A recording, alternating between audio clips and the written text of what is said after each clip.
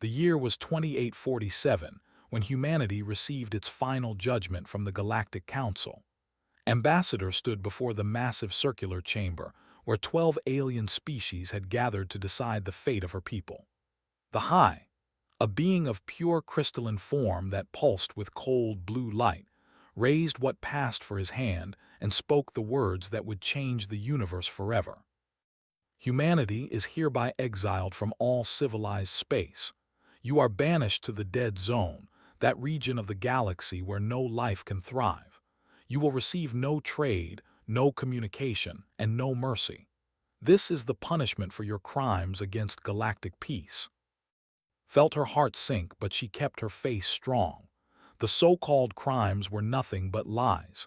Humanity had refused to give up their independence. They had refused to become slaves to the Empire. They had refused to hand over their technology, their resources, and their freedom. For this, they were being sent to die. The dead zone was a region of space that stretched across 200 light-years. It was filled with dying stars, radiation storms, and barren worlds. No species had ever survived there for more than a decade. The Council knew this. They expected humanity to slowly fade away into nothing. As was escorted from the chamber, the delegate, a reptilian creature with scales of emerald green, hissed with pleasure. Your kind will be forgotten within a generation. The galaxy will finally be at peace. Turned and looked at him with eyes that burned like stars. You do not know what you have done. You have not destroyed humanity. You have set us free. The laughed. The other delegates joined him. They did not understand what she meant. They would learn. The great exodus began 3 months later. Every human ship, every colony vessel, every transport that could fly was loaded with people, supplies, and hope. 17 billion humans set course for the dead zone. Many wept as they left the worlds they had called home. Children pressed their faces against windows, watching familiar stars disappear behind them. Admiral James commanded the fleet from the bridge of the flagship Unity. He was a man of 60 years, with silver hair and scars that told stories of battles fought and won. As the fleet crossed into the dead zone, he addressed his people through every screen and speaker. Today we enter the darkness, but remember this. We are not the first humans to face impossible odds. Our ancestors survived ice ages, plagues, and wars. They crossed oceans in wooden ships and conquered the stars with dreams and determination.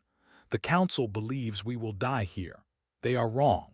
We will build something greater than anything the galaxy has ever seen. The first year was brutal. Radiation killed thousands. Supplies ran low. 3 colony ships suffered catastrophic failures and were lost with all hands. They sent spy probes to watch humanity struggle and die. They wanted to witness the end. But humanity did not die. They adapted.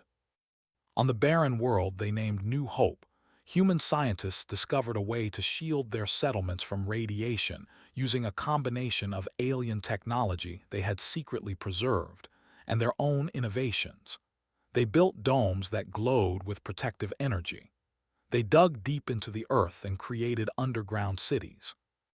Dr. Sarah, a brilliant geneticist, developed crops that could grow in toxic soil. Within 2 years, the first harvests were feeding the population. Within 5 years, they had surplus food to store. The dead zone was full of dead stars and dangerous radiation, but it was also full of resources that no other species had ever bothered to collect. Heavy metals, rare elements, and exotic matter drifted through the void. Human mining ships, designed to survive the harshest conditions, began gathering these treasures. 10 years passed. The Galactic Council forgot about humanity. They had other concerns, other species to control and manipulate. They were busy expanding their empire, consuming smaller civilizations and adding them to their collective. They were fighting border wars with the... No one spared a thought for the dead humans in the dead zone. They should have paid attention. In the darkness of exile, humanity had transformed. Without the restrictions of the Council, without the laws that had held them back, human engineers and scientists were free to experiment. They built new engines that could travel faster than anything in the known galaxy. They created weapons that harnessed the power of dying stars. They developed armor that could withstand the fury of a supernova. Most importantly, they built ships, thousands of them, then tens of thousands. The shipyards of New Hope worked day and night, year after year. Every human who could work contributed. Children grew up learning to build, to fight, to survive. Admiral had died in his sleep at age 73, but his spirit lived on in the military he had created. His successor, Admiral, was a woman born in the dead zone. She had never known the green worlds of humanity's past. She knew only survival, strength, and the burning desire for justice. On the 20th anniversary of the exile, Admiral stood before her fleet. 100,000 warships hung in formation, each one more powerful than anything the Galactic Council possessed. Behind them, humanity had grown to 30 billion souls, spread across 40 colony worlds that they had transformed from dead rocks into paradise. "For 20 years we have been called exiles," said, her voice carrying across every ship. "For 20 years we have been called criminals. For 20 years we have been told that we would die. Today we show the galaxy what happens when you try to destroy humanity. Today we return." The human fleet emerged from the dead zone like a storm of fire. The first to fall were the border stations. Their defenders saw the human ships appear on their sensors and could not believe their eyes. They sent frantic messages to their "Impossible, the humans are dead, they must be dead." They were not dead, and they were angry. The fleet scrambled to respond, but they were too slow. Human weapons cut through their shields like paper. Human ships danced around their formations with speed that seemed impossible. In 12 hours, the entire border defense network was destroyed. The Galactic Council convened an emergency session. The same one who had pronounced humanity's exile, stared at the reports with disbelief. How have they become so powerful? The answer was simple, though he could not understand it. Humanity had always been underestimated. The Council had seen them as young, weak, and easily controlled. They had not understood that the same species that had crawled out of caves and conquered Earth would not be stopped by exile. The Council sent their combined fleet to crush the human invasion.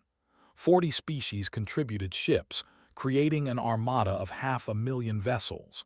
They were confident in their victory. They had numbers, experience, and the righteous belief that they were protecting civilization from savages. The Battle of Terminus Point lasted 3 days. It was the largest space battle in galactic history, and it was a complete human victory. Admiral had studied every species, every tactic, every weakness of her enemies. Her ships worked together with perfect coordination. Human pilots flew with skill and courage that amazed even their enemies. When the Council fleet retreated, they left behind 300,000 destroyed ships and 12 billion casualties. One by one, the Council species began to surrender. They fell first, there surrounded by human ships. They who had always respected strength offered alliance instead of submission. Humanity accepted, surprising everyone with their mercy. They were the last to stand. Their empire stretched across 1,000 worlds, and their pride would not allow them to bow to the species they had tried to destroy. Hai himself led their final fleet into battle. He never returned. Ambassador, now 90 years old but still sharp of mind, walked into the same council chamber where she had been condemned. This time, she did not stand before judges. She sat in the highest seat, the chair of the Supreme Council leader.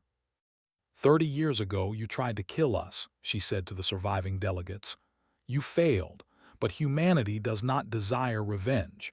We desire peace. True peace built on equality and respect. The new galactic order was established under human leadership. Slavery was abolished across the galaxy. Species that had been oppressed for were freed. Trade routes were open to all. For the first time in galactic history, Every species had a voice. The humans who had been exiled to die became the guardians of galactic civilization. Their fleets patrolled the borders, protecting the weak and maintaining order.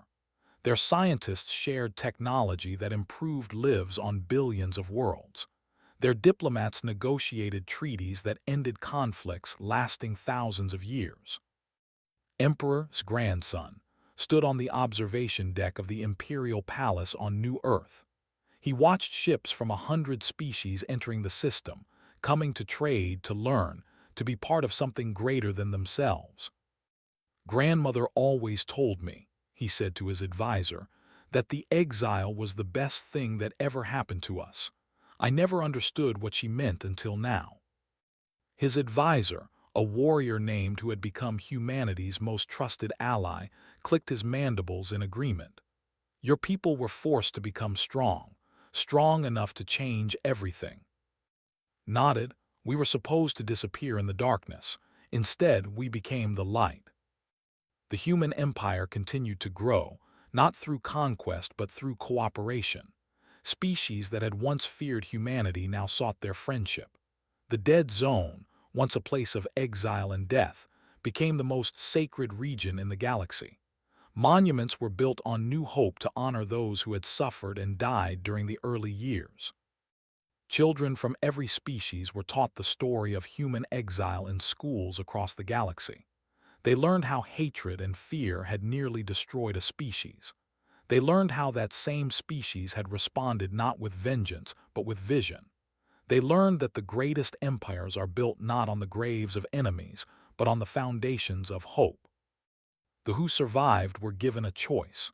They could join the new order or remain isolated on there. Most chose isolation at first, unable to accept their defeat. But as generations passed, even they began to change. The children of oppressors became friends with the children of human exiles. 1,000 years after the exile, the galaxy was unrecognizable. 100 species lived in harmony. Wars were rare and quickly resolved. Technology advanced at incredible speed because everyone shared knowledge freely. Disease, poverty, and suffering were nearly eliminated. And at the center of it all was humanity. The species that had been told they were too violent, too unpredictable, too dangerous. The species that had been thrown into the void to die. The species that had looked into the darkness and decided to become the light. The exiles had become emperors. The criminals had become saviors. The dead had become eternal. This was the story of humanity, and it was only the beginning.